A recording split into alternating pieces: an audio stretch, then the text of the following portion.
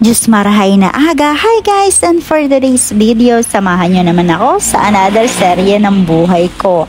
At eto nga po pala nung kaganapan ng aking karawan last June 14. Anyway mga mare, medyo late na nga ito at ngayon ko lang talaga na panahonan na gawin. At sinimulan ko nga yung araw ng aking birthday sa pagsisimba, kaya naman umaga pa lang pumunta na nga kami dito, tatlo ng aking kasamahan dito sa simbahan. At nagkasya na nga kami, nagsiksika na nga po kami sa isang tricycle. At eto na nga po yung aking simpleng handa dito sa tindahan bilang pasasalamat na din sa another taon na naman ng aking buhay. At eto nga po ng aking ng bandang hapon na ang aking si Puso, ako'y dinaanan na lang doon sa tindahan at kami daw ay may pupuntahan pa.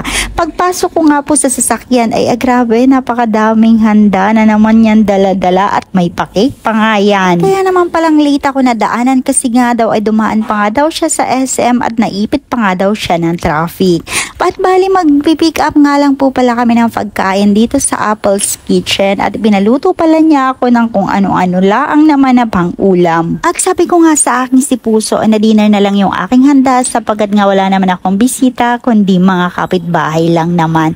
At eto na nga po yung aking simpleng handa mga mare. Bali nagpaluto na nga lang po kami at wala nga po kami panahon pa para magluto. At meron nga po pala kami ditong cordon bleu, sisig, tapos yung chicken na pa steak, hindi ko alam kung anong tawag talaga dyan at nakalimutan ko nga. At meron din po kami ditong Shanghai at yung aking pinaluto na combination ng palabok at tsaka bihon. Ayun lang naman po ang aking simpleng handa.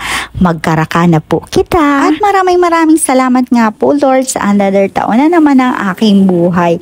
Anyway mga mare, eto nga yung aking mga bisita at mangilan-gilan lang naman nga po sila.